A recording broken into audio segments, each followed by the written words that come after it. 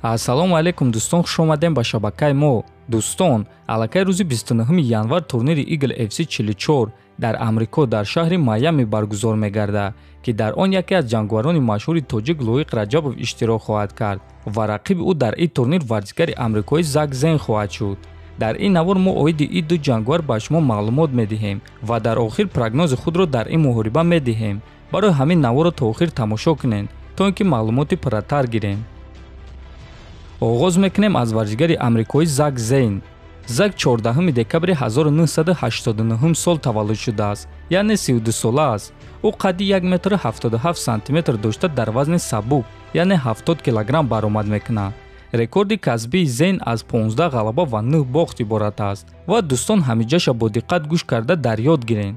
чӣ хеле ки гуфтем рекорди ӯ 15 ғалаба ва 9 бохт аст ва ӯ 93% ғалабаҳои худро фавран ба даст овардааст.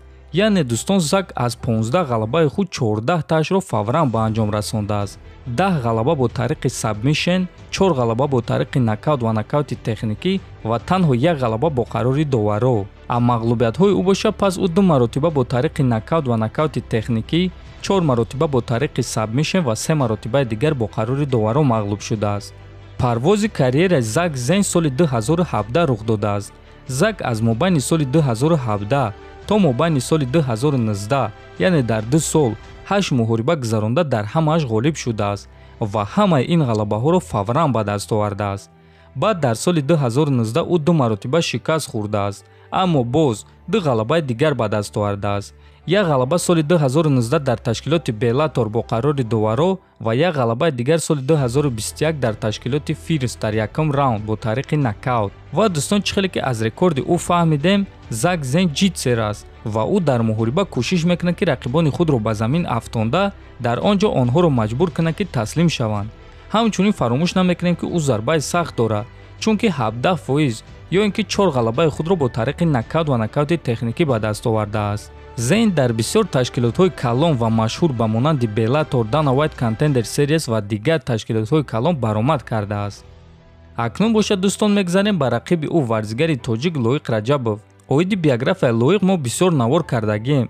барои ҳамин дарҳол мегзарем ба рекорд ва карьераи касбии ӯ. Лоиқ 15 ғалаба ва 4 бохт дорад.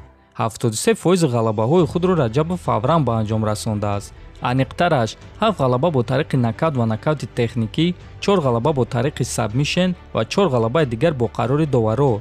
ҳамчунин Лоиқ 4 бохт дорад, ки ҳамаи онҳо бо қарори доваро ба анҷом расиданд ва бояд гуфт, ки қариб ҳамаи бохтҳои Лоиқ баҳснок буданд.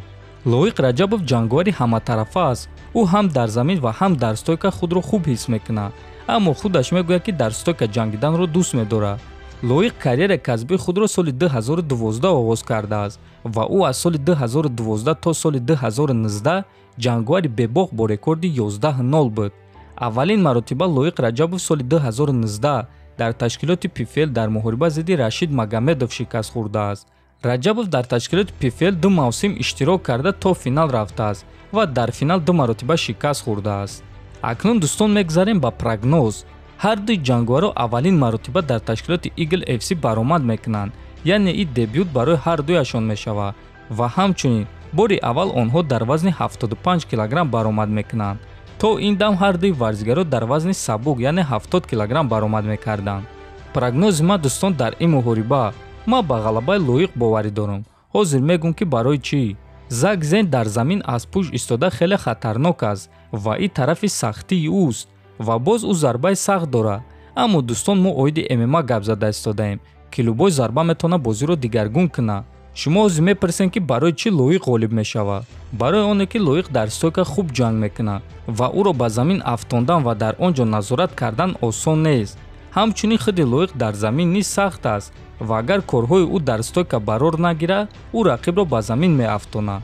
ва боз Лоиқ Раҷабов ягон маротиба фавран шикаст хӯрдагӣ нест. аз Зак Зейн бошад танҳо 1 ғалаба бо қарори доваро дорад.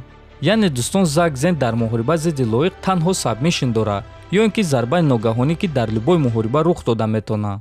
а Лоиқ боша баръакс, ӯ метавонад дар стойка рақибро зада бо қарори доваро ғалаба ба даст биёрад, ё ин ки гӯштин текдаунҳои худро истифода бурда ғолиб шавад, ё ин ки бо тариқи нокаут ва нокаути техникӣ.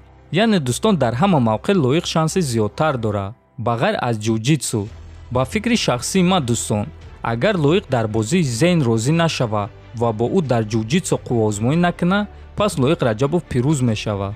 Дӯстон, ин буд танҳо прогноз ва фикри шахсии ман. шумо метавонед ба фикри ман розӣ нашавед. барои ҳамин фикрҳои худтона ва прогнози худтона дар комментария ҳатман нависед ва баъди муҳориба мебинем ки кӣ прогнози дуруст додааст. то боздид хонободу сарбаланд бошем.